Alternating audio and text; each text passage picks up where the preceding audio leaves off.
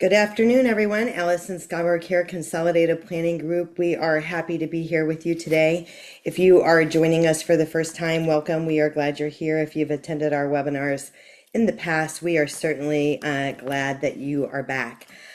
From a housekeeping perspective, we are in webinar mode today, which means that we can't see you or hear you, but we know you're there and we're glad you're here.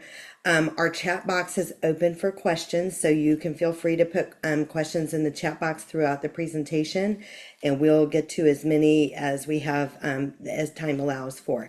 If you wrote in a question, I have those, and I'm gonna go over those questions so you don't have to put those in the chat box. I will hit on those. And this presentation is going to be recorded and it's going to live on the Consolidated Planning Group YouTube channel after the fact. And anybody who registered for today's presentation is going to get a copy of today's slides and a link to the recording. So I always just like to mention that so you don't have to take notes on everything you hear today.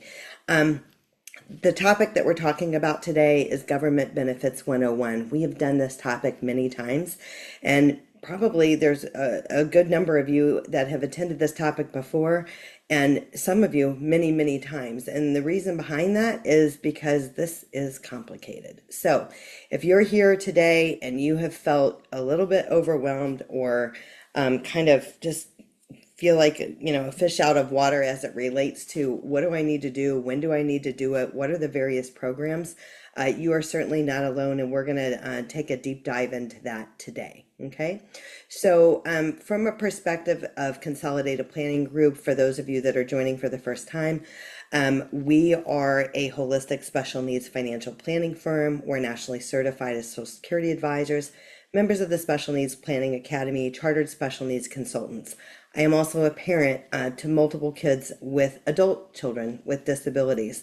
We eat, sleep, and breathe this. So when it comes to planning for special needs, we always talk about that your situation is specialized. So whether you work with us or you work with somebody else, it is truly important that you work with a professional that understands the nuances of public benefits, because there are some actions that you can take that could cause your loved one to disqualify or not qualify for certain public benefits. And namely, we're talking about SSI and Medicaid. So SSI is a federal program. We're going to talk deeper about that. Medicaid is also a federal program, but it's state run. So every Medicaid program is run by the state in which that you live in. So we're going to talk a little bit more about that. And so when it comes to working with other professionals, the difference of what we do versus, maybe a special needs planning attorney or an estate planning attorney, the attorneys are going to be the legal documents. They're the documents that you got to have, the wills, the trust, the special needs trust. Maybe you work with an attorney on guardianship or alternatives to guardianship. Those documents are necessary, and we strongly recommend that you work with an attorney that is specifically nuanced in working with families who have a loved one with a disability. But I always say that they're the paper and we're the money.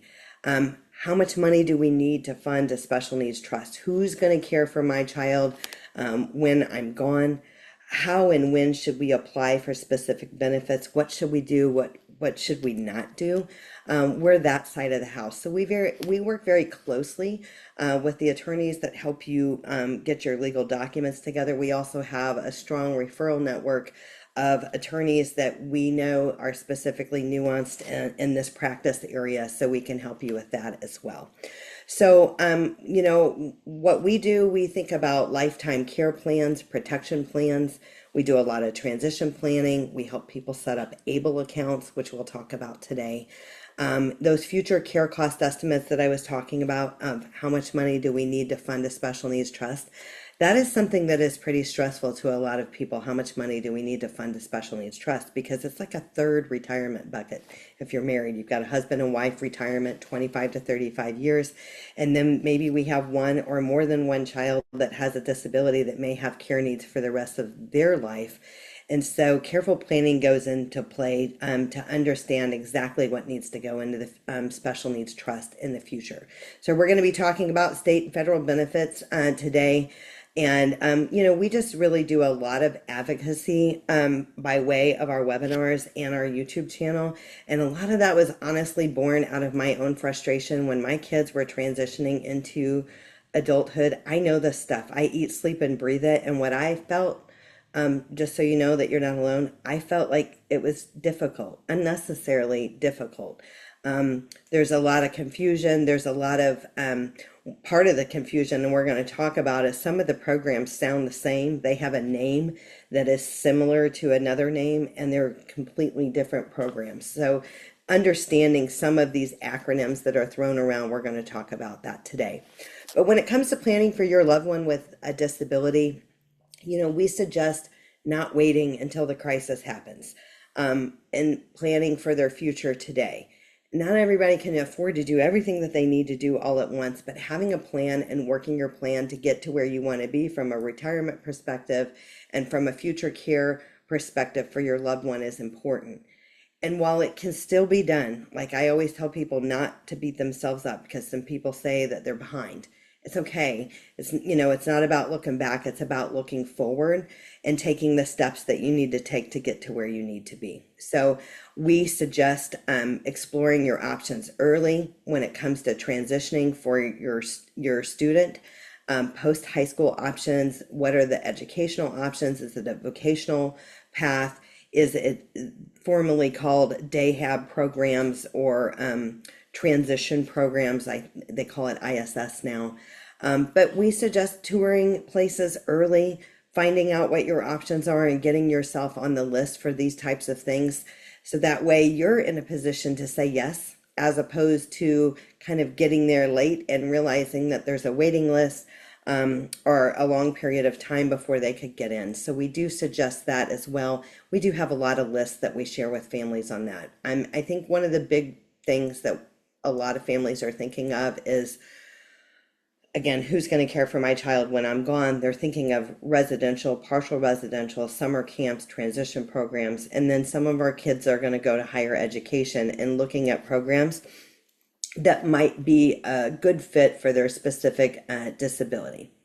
So today our agenda, we're going to be talking again about Government Benefits 101. We're going to talk a little bit about the state waiver programs. Today I'm talking about Texas state waiver programs. I always like to mention that because we do have people that attend from all over the United States. We are domiciled in Texas, but we do serve families all across the United States. And so we'll talk a little bit about that. But all state waiver programs, all states have Medicaid waiver programs. So they might be called a little bit something different. They may have different names in a particular state. But today we're going to talk about the Texas ones. We're going to talk about SSI and SSDI and what the differences are of those programs. We're going to talk about how and when to apply, and we're going to talk about those ABLE accounts. Okay, so first things first, I like to talk about a timeline. What we think is ideal when we're thinking about some of these things. Diagnosis. Work with your doctor to make sure that everything is documented. Clear documentation of diagnosis is going to be important for SSI or SSDI, and we're going to talk further about that. What are the diagnoses? What are the primary diagnoses? What are secondary diagnoses? And mainly I'm talking about, like, if we have a child who's diagnosed with autism, but they also have ADHD, they also have insomnia, anxiety, and depression, we want to make sure that all of those are documented clearly and how those diagnoses affect that individual. So that's going to be important. Waiver programs. Applying for state waiver programs as soon as you know that there's a need. And so some states, Texas is one of them, have a very, very long waiting list, 17 to 20 years for Medicaid waiver services before the individual comes up on the list for services. Other states may not have a waiting list. What I have found is states that don't have any state tax, Florida, for example, Texas, for example, they have very long waiting lists. States that do have state tax may not have any waiting list at all or a very short waiting list. So you want to keep that in mind. And a lot of people ask us, what is the best state? Like, if we just could move anywhere, what is the best state for individuals with disability? And I would argue that there is not a clear answer. We've really done a lot of cost analysis on that. And while there are other states that the waiver may be available right away, those states, typically the cost of living is exponentially more, 50 to 60% more annually. And so the cost versus benefit doesn't always outweigh. So SSI, supplemental security income. This is, I hate to say it this way because it's not always true. And there's probably people on here today that have kids that are under age 18 that are getting SSI. For the most part, most children will not qualify for SSI until they are 18 years old. Prior to turning age 18, supplemental security income, SSI, it's based off of the parent's income and assets, not the child's. So even though the child may be profoundly disabled, it's well documented, everybody's got this down, they still don't qualify because the parent's assets and income are too much, and we're going to talk about that. So SSDI, Social Security Disability Income, when the parent turns on Social Security, the child will also get a benefit. So we're going to take a deeper dive in that. And sometimes our kids with a disability work and they build their own record, and they build their own record for Social Security disability. Okay. So I want to talk about the state waiver list. And again, this is for Texas. We've got MDCP for medically fragile children, class DBMD. There's an 800 number for that. Then 211 are your LIDA for HCS, Texas Home Living and Community First Choice. And then there's a separate phone number yet for the Star Plus waiver. So your LIDA, I just like to mention this because sometimes people think I called my LIDA and I'm on the list. I'm on all of the lists. If you only called the LIDA, you're only on the HCS, Texas Home Living and Community First Choice list. You're not on the class list. Or the MDCP list. So you want to make sure that you're on all the lists. We've had a lot of families that have thought that they were on all of the lists and had been for 11 years and come to find out they were only on the class list, or they were only on the list that is controlled by the LIDA. Okay, so you can see if you are on the list and where you are on the list at yourtexasbenefits.com.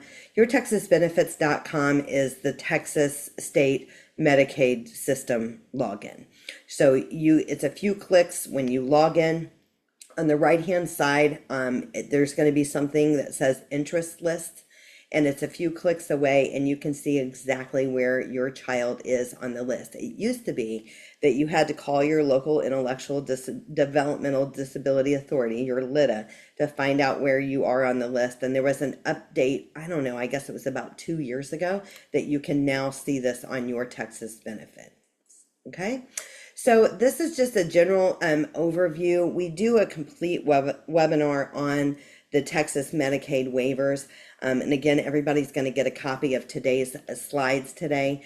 But this is just going to be a general quick overview of what the Medicaid waivers are: class, HCS, CFC, Texas Home Living. They're acronyms. We have acronyms for everything in Texas. So again, if you've been confused by this, you're not alone, but that's why we have this out there. And you may want to check out the Consolidated Planning Group YouTube channel for an entire presentation on the Texas Medicaid waivers, okay? And it tells you exactly how to get on them and how to check your status and what have you. There is the deaf-blind multiple disability, MDCP. Again, this is for medically fragile children. Think equipment, think trach, think not independent with any of their ADLs. Maybe they have a G2 or feeding tube, maybe a ventilator, other things like that. So medically fragile children. So this is not usually going to fit the bill. MDCP is for kids that are on the autism spectrum, unless they're profoundly affected by something else. Okay. The yes waiver, I like to talk briefly about the yes waiver because I think that in the United States, my opinion is we have a mental health crisis going on. And a lot of our kids have comorbidities where they have additional diagnoses of mental health diagnosis, bipolar, borderline, anxiety, depression, schizophrenia, schizoaffective. There's so many And the youth empowerment Medicaid waiver is one that the wait list is much shorter, and in some counties there's no wait list at all. And this is a Medicaid waiver for individuals that have serious mental health, emotional, and behavioral difficulties. That has to be the primary diagnosis. The primary diagnosis can't be Down syndrome plus that. It's really focused on people that's their disability is largely related to their mental health status. And then we've got the Star Plus waiver for 21 and over. Okay. So jumping back here to SSI versus SSDI. So Supplemental Security Income, also known as SSI, is a public assistance program funded by the general tax revenues, not the Social Security Trust Fund. So we often hear people say things like, yeah, my child's getting Social Security. And while I think we understand the gist of it, a lot of families, their kid is not getting Social Security, they're getting SSI, Supplemental Security Income. So SSI, it's a needs-based program. Eligibility is based on the financial need. It does not require a prior work history or payment of FICA taxes. And it pays a monthly benefit to people that are disabled, blind, or elderly individuals who have limited income and limited resources. Okay, so this is considered an entitlement program. There is a strict resource limit. The maximum countable resource limit for an individual is $2,000 or $3,000 for a married couple. And that's why I was saying that often when we have a child who is under age 18, often they will not qualify for SSI because it's based off of the parent's assets and income. And if their assets are above $3,000, then they're not going to qualify. In all examples, you can have one house and you can have one car, and that could be valued at any amount of money. But if we have more than one house, we have more than one car, unless that other car is just old and junk and or could be construed that it would be sold and used for a burial, it's going to count against. So that is why if you have applied in the past, your child was a minor and you got denied and you felt frustrated, you were rightly denied. However, what that letter doesn't say is that maybe you should reapply when the child turns 18, because when the child turns 18, it's based off of their income and assets, not yours anymore.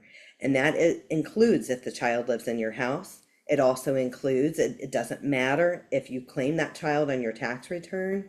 And it further doesn't matter if that child is under full guardianship. Everything changes when they turn 18. So it's important to understand that.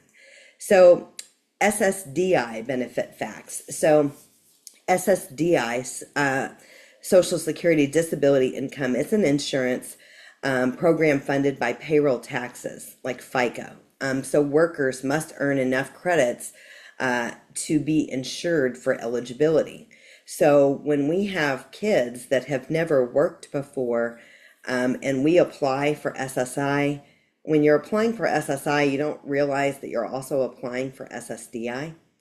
And oftentimes in short order, you're going to get a denial in the mail basically saying, sorry, your kid does not qualify for Social Security disability. But what that letter doesn't say is, don't worry, we're still processing your SSI application, and that's taken about a year. And basically what the letter says is they're not eligible for SSDI because they haven't paid into the system. Okay, so that is typically an accurate letter if your loved one has not worked. But don't freak out too much because they are still processing their SSI application. Now, the confusing thing is these letters come from the Social Security Administration. The font looks the same. Their logo looks the same. But the key differentiator is the letter will say Supplemental Security Income, SSI, versus Social Security. Okay? So it's not needs-based. Qualification is not dependent on the recipient's personal income or assets, but they would have paid in, okay? So this includes DAC, so provides benefits for disabled workers and adult disabled children since childhood. DAC, disabled adult child, and I'm using that term because they used it for 40 years. About 2 or 3 years ago, they changed that term from DAC to CDB, childhood disability benefits. So if you've ever felt confused by that, it's the same thing.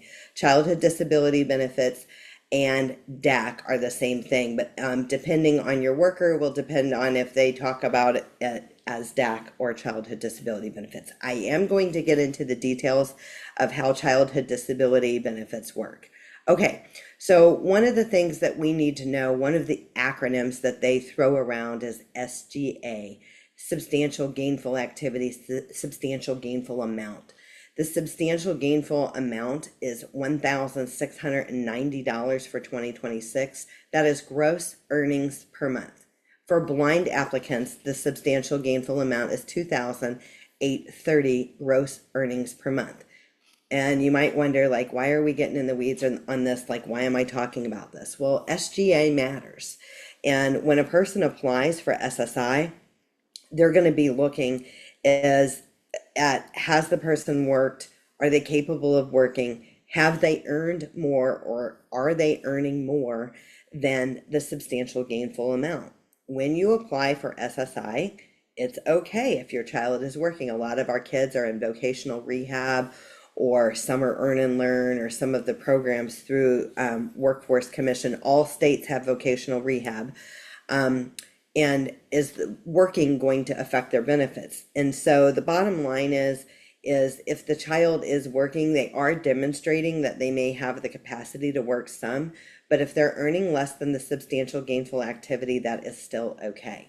So again, when we apply, we want to make sure that the assets in the individual's name are less than $2,000. Anything above $2,000 either needs to be in a special needs trust or an ABLE account, and if working less than SGA. Again, one car, one house of any amount is okay for SSI, both SSI and Medicaid.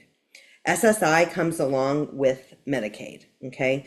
So because some of these applications for SSI are taking over a year, when a person turns 18, you can go to Your Texas Benefits website and apply for Medicaid through their website, and those decisions are usually coming in 60 days versus a year or more on the SSI decisions. So if you're a household that needs Medicaid, then you're gonna want to take care of that through Your Texas Benefits. The SSI application again will take longer to process. Okay. So SSI timing and application date. So in general, and I am saying this in general because it can't fit the bill for everybody, but as I mentioned before, most families, their kid is not going to qualify for SSI until after their 18th birthday because it's based off of the parent's income and assets. So again, if you're a single parent, if you have more than $2,000 in your name, including in a 401k, IRA, 403b, pension, whatever, they count that. If you're a married couple, it's $3,000. So in general, we suggest applying for the month following their 18th birthday to establish the earliest possible productive filing date. Here's a couple of things that we suggest. So you can apply online, you can apply over the phone, you can have a phone appointment, and you can have an appointment in person. Excuse me.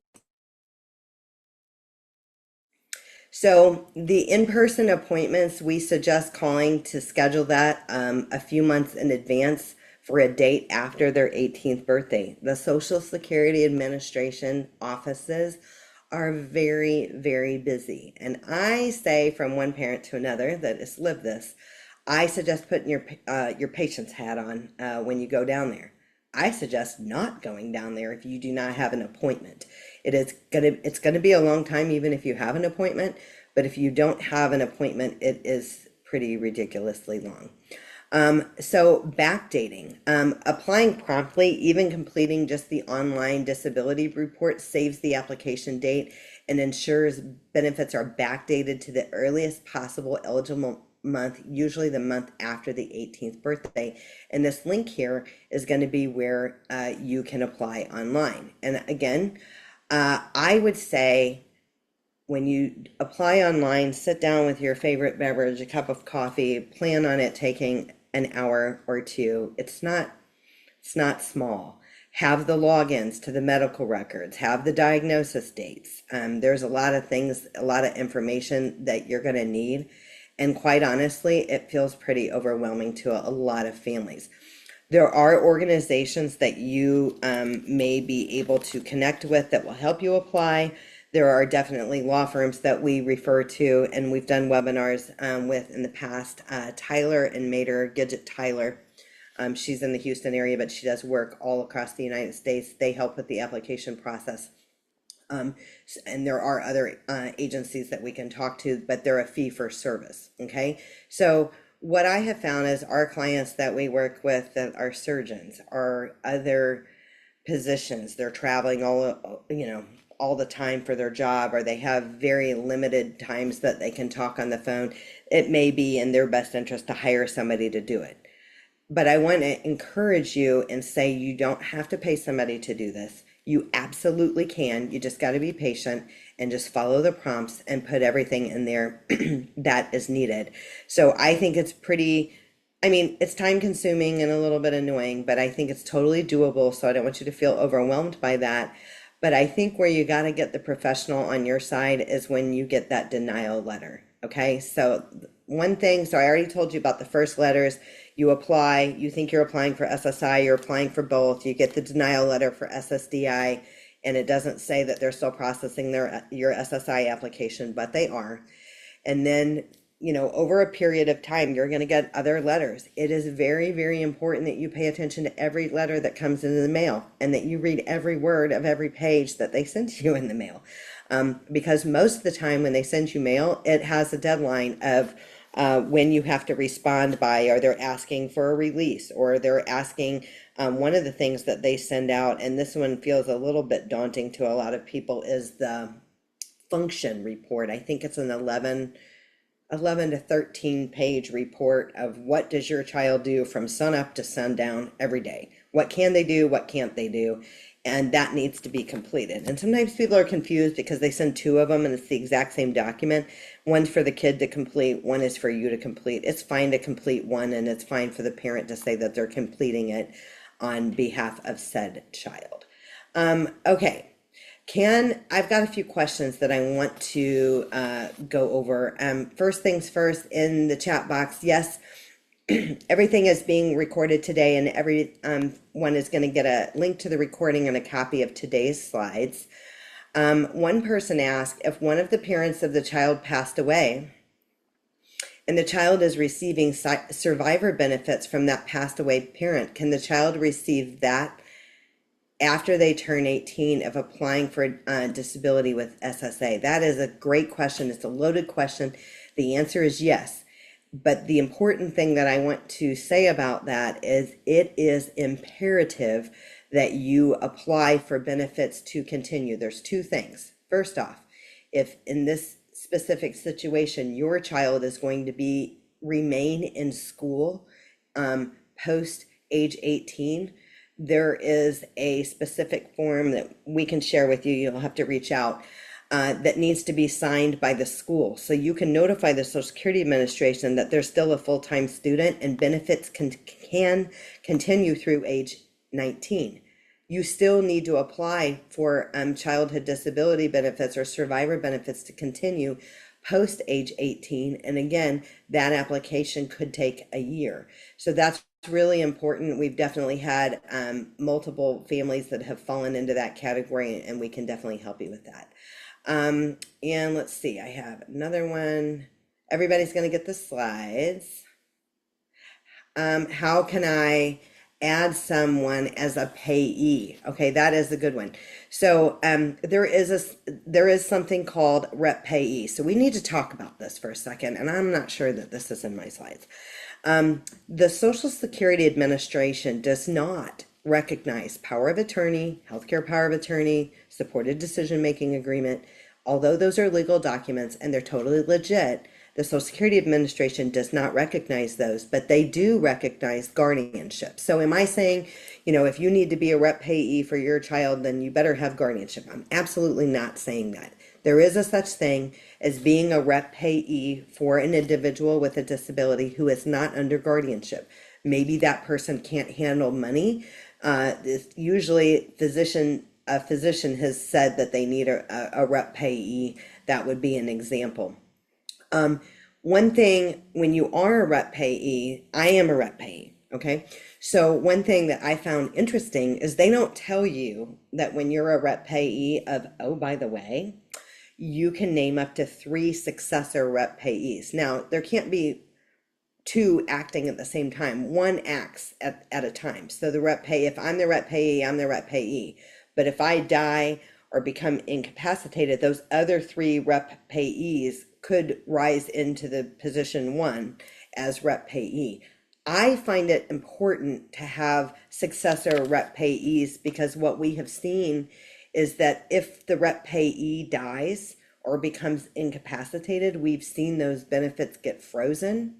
Now they'll go back and pay you back, but it might take a year or 2 to get it worked out. And in the meantime, your loved one had needs. So asking, and you can go on the Social Security website and type in naming a successor rep payee, and it provides guidance on that.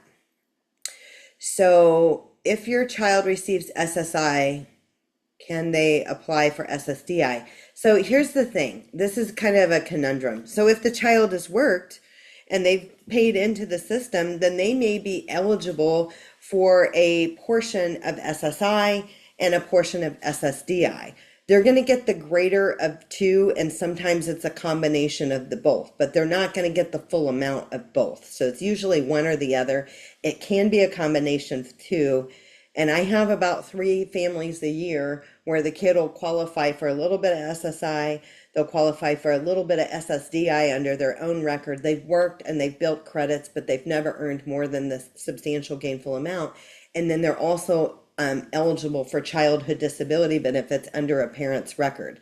So there's no such thing as like stacking them all and you just get this massive benefit, but they're going to give you the highest benefit that the individual is eligible for. Okay, let me consult our other questions really quick to see what we have. We had one that was after many years, we were on the wait list for a Medicaid waiver. We finally got Texas Home Living. What does this mean?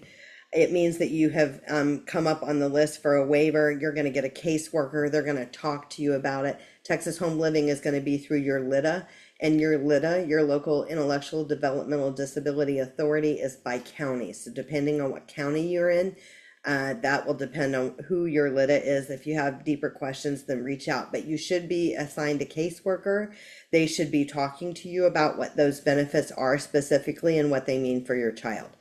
One person says, after several years of receiving Medicaid for autism services, the new government administration denied Medicaid for my autistic son. And again, Medicaid is state specific. Texas Health and Human Services, I think that they've been struggling. I mean, they're great, and they've got some great people there. There's a lot of understaffed. There are a lot of people that are getting trained. They're staffing up.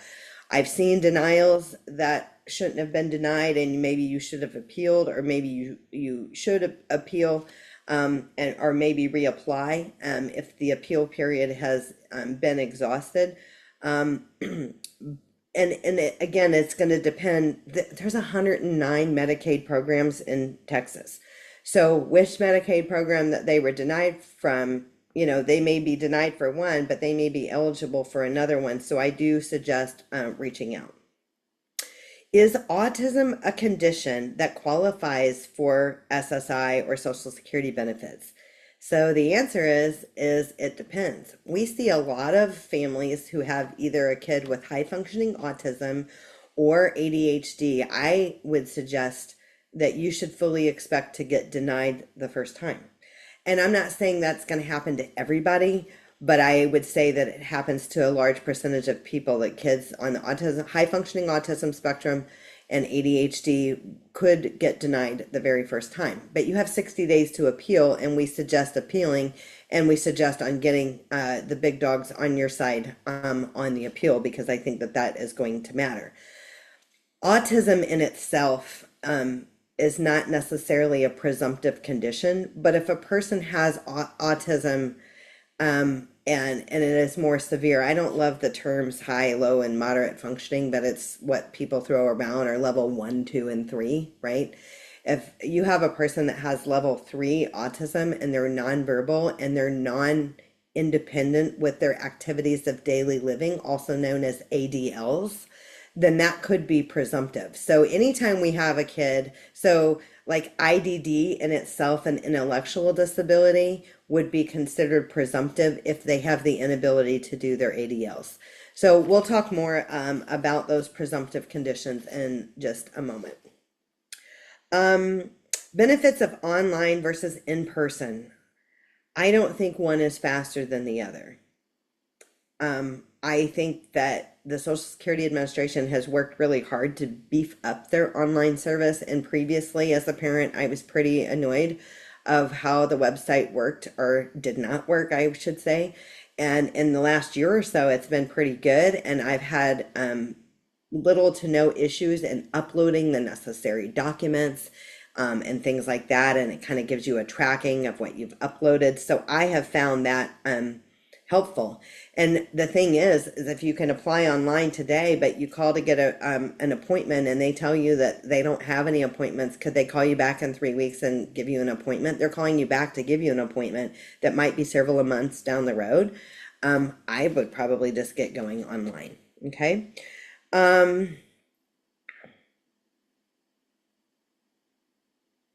If my child has funds in an interest account, does that impact SSI and Medicaid benefits?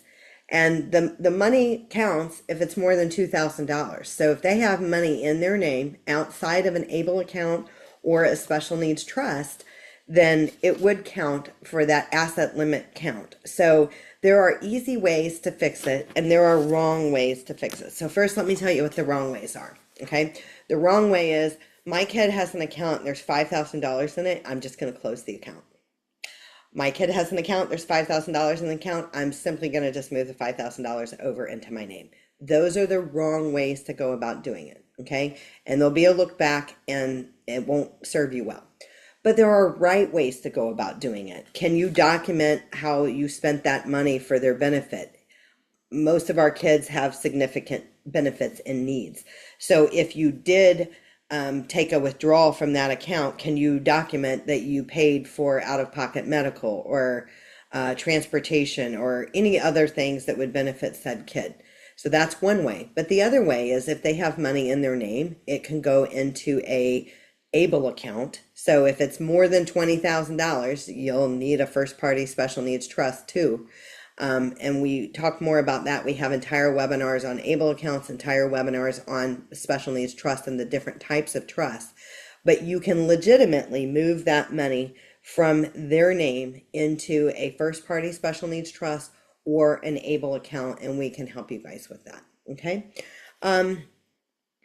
Parent collecting Social Security, 50% of my benefit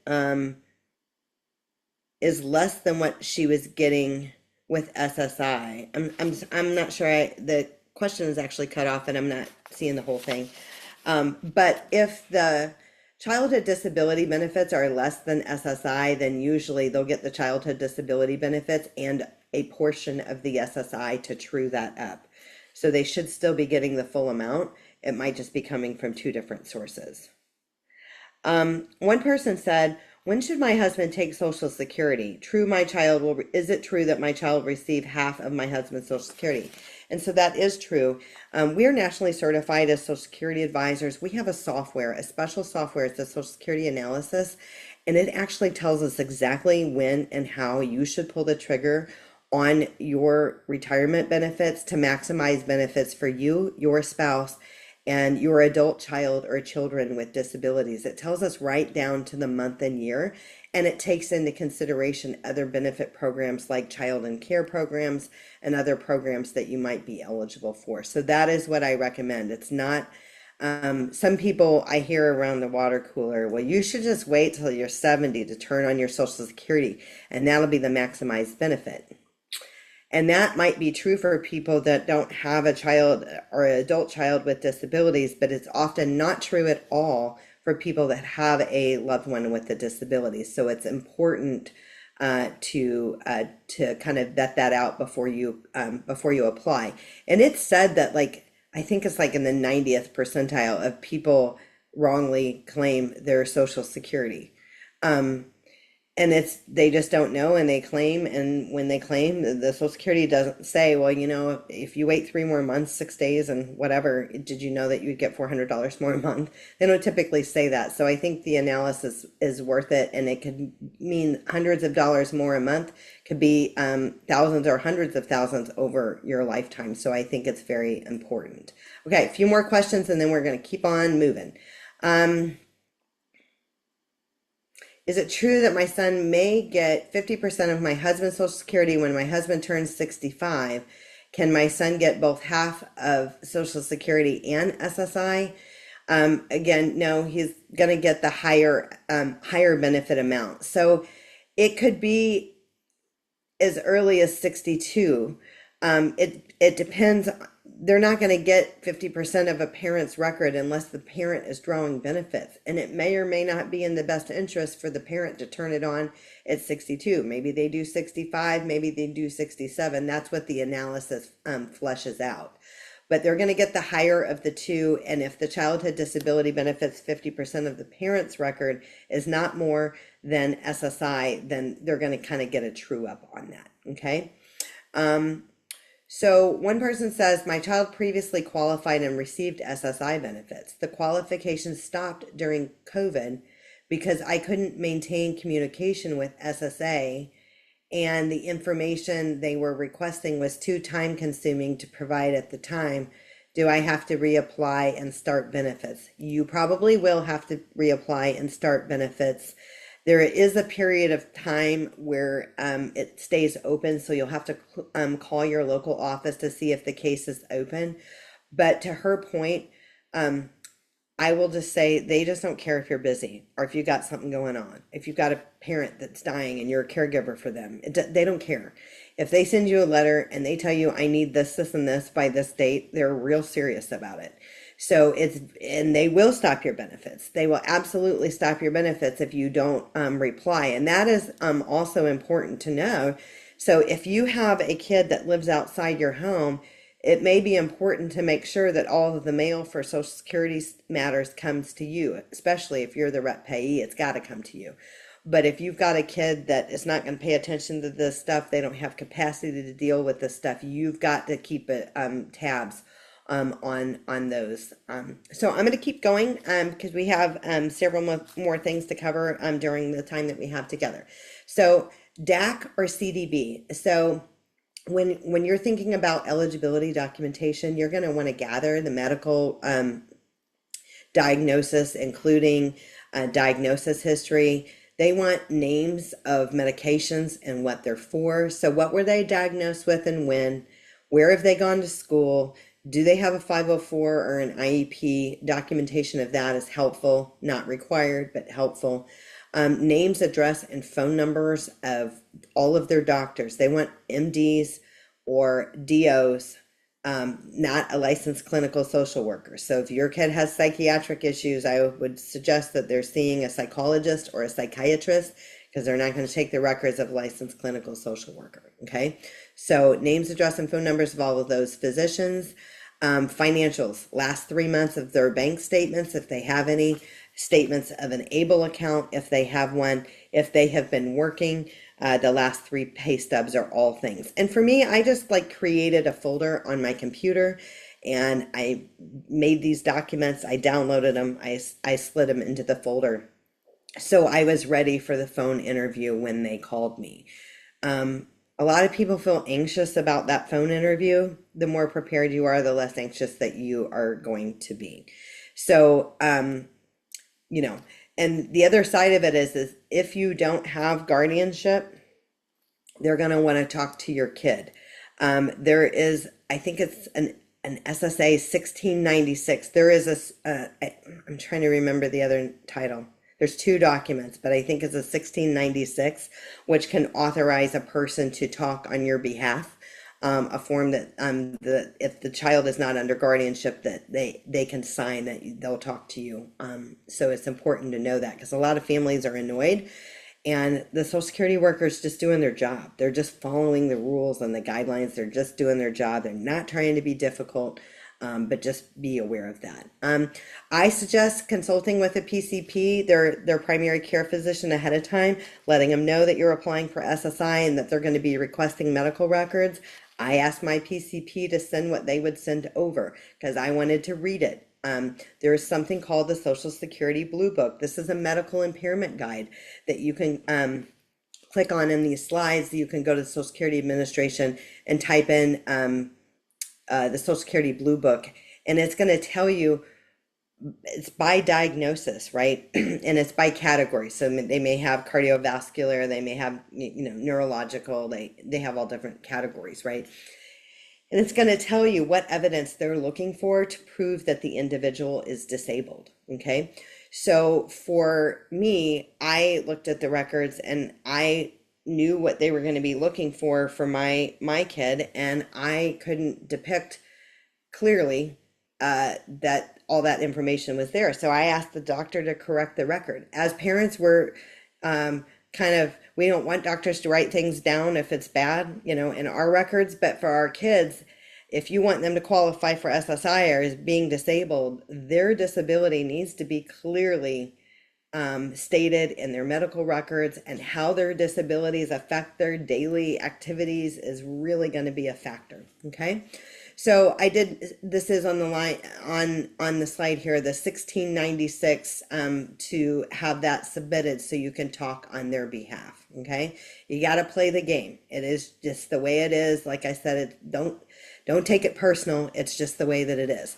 So what to expect when you apply for SSI, the decision in Texas, I want to say in Texas, this is not true for all the other states, is usually taking up to 1 year, sometimes longer, unless you have a presumptive condition that they have a compassionate allowance for. Okay. We'll talk about those in a minute. We already talked about, you might receive that SSDI denial letter promptly. After your local office has finalized your application, it's going to be sent to Disability Determination Services. Every state has one, Disability Determination Services. You're going to be assigned a caseworker there. They're going to request the medical records from your physicians, the names, address, and phone numbers that you provided. They're going to be looking at the evidence to identify whether or not your child should qualify. They'll review all of the medical records. You can actually call Disability Determination Services and check that they've received the file, find out who it's been assigned to, and find out which medical records they've received and which ones are outstanding. So this might sound like a little extra. I'm probably a little extra. But this can actually help you move your application along, because if they sent the medical record request out to 4 doctors and only one of your doctors responded, your kid could get denied because the doctor didn't respond to the medical records request. So kind of knowing where things stand, that'll keep you in the loop. And then, so if you called and they said, well, we requested medical records from XYZ 4 different physicians and we only received them back from one, they can provide you the fax number where the doctor can send the records, and you can call that doctor's office and their administration and ask them to forward the records promptly. So those types of things do speed things along. The bottom line is the Social Security Administration, they have a ridiculous amount of caseload and not enough employees. And then they also have a lot of employees that have been there for eons, decades, that are retiring. So we've got a lot of new people in the fold. They're hiring new people, they're training new people. But also what I will say is the training that somebody got when they joined the Social Security Administration 20 years ago and the training they get nowadays is it's far less than the training that they're getting nowadays. They're trying to get people up and running as fast as they can so they can close the gap. Okay. So what benefits will I receive from SSI? The benefits for 2026, the maximum monthly monetary benefit is $994 a month. For married couples, both qualifying for SSI, is $1,491. It's not $994 times 2, so $994 a month. So if you're on here and you say, My kid is getting SSI and they are not getting $9.94 a month and they are not working. What that tells me is that there needs to be a rent agreement on file, or the Social Security Administration needs to understand that your child is paying rent. Usually $500 or $600 a month is fine, and then they'll raise that up to the full $9.94. If you don't have that rent agreement, or they don't understand that your child is paying rent, even if it's to you as a parent, then your benefits are going to be reduced by 1/3. Okay, so if you are getting less than the $9.94 a month and the child is not working, that's why. Another reason a person could get less than $9.94 a month is because the child is working. And basically for every $2 they earn, they count $1 against them. So I'm going to give you a calculation on that here. Perfect. Perfect segue. So things that can impact benefits. So remember, a person can work and earn up to $16.90 per month and still be eligible for Medicaid, but SSI wouldn't be paid. So in the example of a person and they're earning $1,200 gross monthly earned income. So first of all, there's a $20 general exclusion that they don't count. And then there's a $65 earned income exclusion. So that would take the $1,200 down to $1,115. Then you would divide that by 2, and that would be $557.50 of countable income. Then you take the $9.94 a month minus that $557.50, and then payable, it usually runs a month behind, so not the next month, but the following month, their SSI benefit would be $436.50. If your child is working, this is critically important, you have got to report their earnings. There's no excuse for not reporting the earnings. And this is where you will have heard of people being in a payback situation where they got a horrible letter from the Social Security Administration saying, we've overpaid you, you owe us money. That can totally happen if we are not reporting earnings. Okay, so I'm going to just jump to the chat box for a second.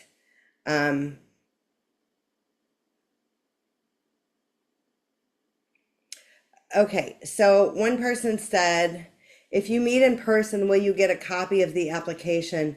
Review it for accuracy. You usually do get a copy of your application in the mail. They usually say you recently applied and here's the information that we have for you.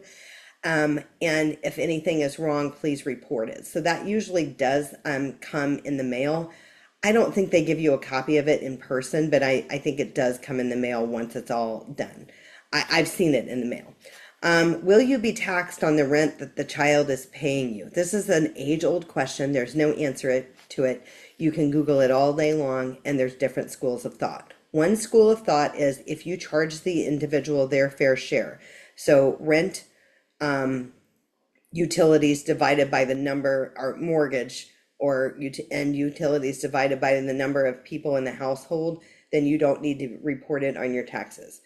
Other people, if you are charging rent, then you do need to report it on your taxes. I've asked this question to multiple CPAs and I get differing answers. I've had some say if it's your kid, no.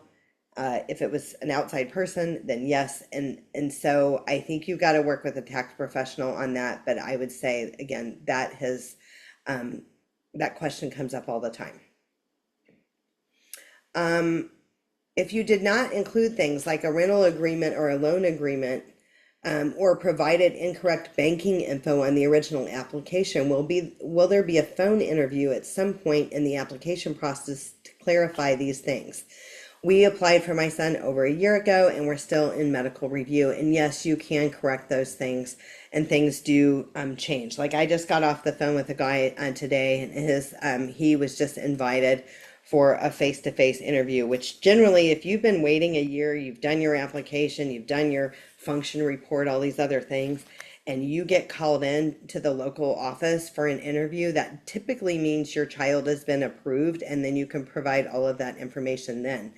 One thing I do want to tell people is that you cannot set up the rep payee account until after you've been approved as the rep payee. So I know we got a lot of forward thinking people and they want to get things done early.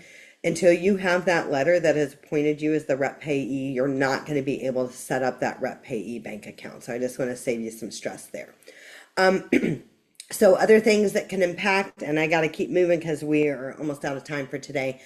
Child support. Well, let me kind of hit on this. So kids ages 18 to 22, if they're regularly attending school, you can apply for the student earned income exclusion, the SEIE, and this will not reduce their SSI between the ages of 18 and 22 if there's full-time student. And this is gonna, full-time student is 8 hours in college, 12 hours a week in grades 7 through 12. They could be in a training class, pre-employment training, homeschool. They could be in other things as well. So just ask for the student earned income exclusion if your child is working. Okay, so the other thing, so things that can impact child support's a big thing. We've got entire webinars on first party special needs trust and child support. If you have child support that is going to continue post age 18 for your child,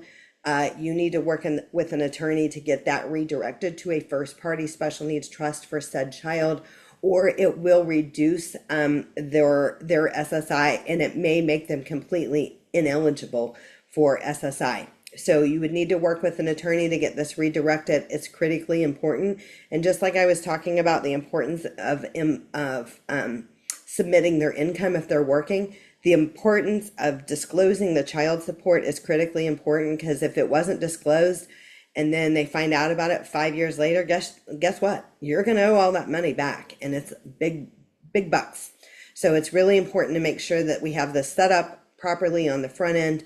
If child support ends at age 18, then there's no problem. But a lot of our families in Texas have child support continuing post age 18 for the individual with a disability. And we can work with you personally on that. Okay, so Social Security benefits, SSDI or DAC or CDB. The benefits trigger, the parent receives retirement or disability income under Title II. The individual with the disabilities is eligible for up to 50% of the parent's primary amount. The key details: the disabled adult child must have become disabled before age 22. So it doesn't mean that you had to have it approved before age 22, but you must have evidence that the disability began prior to age 42. Then people ask what happens when they pass away. If the parent passes away, that benefit bumps up to 75% of the deceased parent's amount. This does not decrease the parent's amount initially or at all. It is an additional benefit, okay?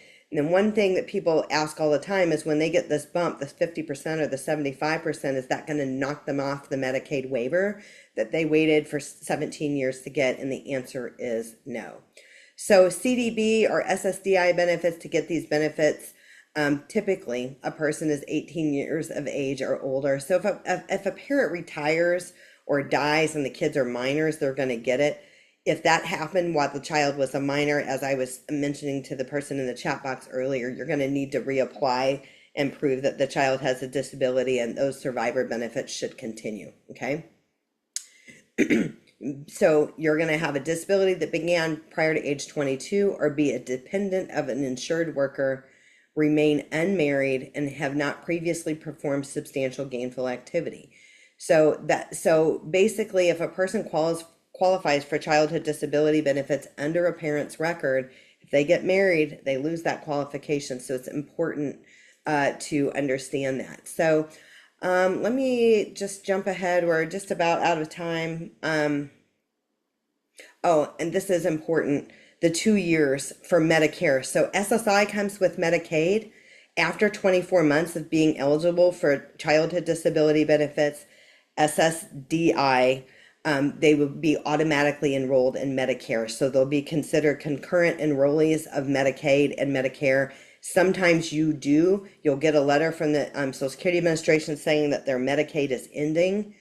That is correct. That's the Medicaid program under Social Security. You may have to do a new H-1200 application at your Texas benefits. That is going to, and they're a mandatory Medicaid group, so you'll want to indicate that. But that is a thing, and it does happen. So ABLE accounts, we do entire webinars on ABLE accounts. ABLE accounts are under the tax code 529A for ABLE. This is an account where we can have money above and beyond the $2,000 for the SSI and Medicaid limits. And so this is an account where we can move money if we have a loved one that has more than $2,000 in their name to be eligible. There is a such thing as a 529C rollover. So if you've got a college plan for your kid, you don't think your kid's going to go to college, there is a such thing as rollovers of those 529Cs to the A, but it is still subject to the limit requirements. So check out our ABLE presentation on that. We have more details on the slides. It's kind of going to go over the differences of a third-party special needs trust versus an ABLE account. And again, we have entire presentations on that matter. So we are at a wrap-up point for today. What you see on the screen, this is where you can click for our upcoming webinars. You can register for those. And we always record our webinars. They always live on the YouTube channel. You'll always get an email. If you say, yes, I opt in for communications, then you will get an email when you register for us. I think it asks a question like that. If you say no, you're not going to get the email. You're not going to get the recording because you ask us not to contact you. But otherwise, check your spam. You're going to get an email with a PDF copy of the slides and a link to the recording. And then the recordings live on the Consolidated Planning Group YouTube channel. We work on a collaborative team here at CPG. Again, nationally certified Social Security advisors, members of the Special Needs Planning Academy, we stand ready to help you plan for the future of your loved ones. So we've got people that come to us that have done a lot of planning. They just want to get a second opinion. We've got people that have done some and they want to pick up where they left off, or maybe their advisor wasn't nuanced in special needs. And we have some people that are just getting started, but wherever you are, we can definitely help you on your journey. So this QR code, this is your magic QR code. You can hover your camera over the screen, and that will take you to our calendar where you can schedule your free personalized consultation. So this is where we'll talk to you a little bit more about the planning that you've done. Answer some questions that you have. We'll share a little bit more about Consolidated Planning Group and the doors that you can walk through with us. We can talk more about what the Social Security analysis entails.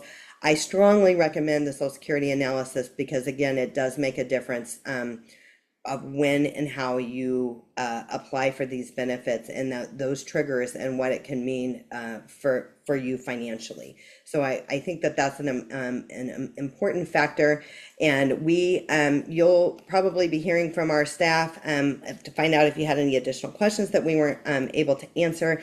As always, thank you for always being so courteous and wonderful to us. It's certainly been my pleasure being here with you today. We look forward to working with you in the future, and if there's any additional questions that you have that we weren't able to answer today, certainly let us know, and we'll certainly connect. Thanks so much. Have a good one.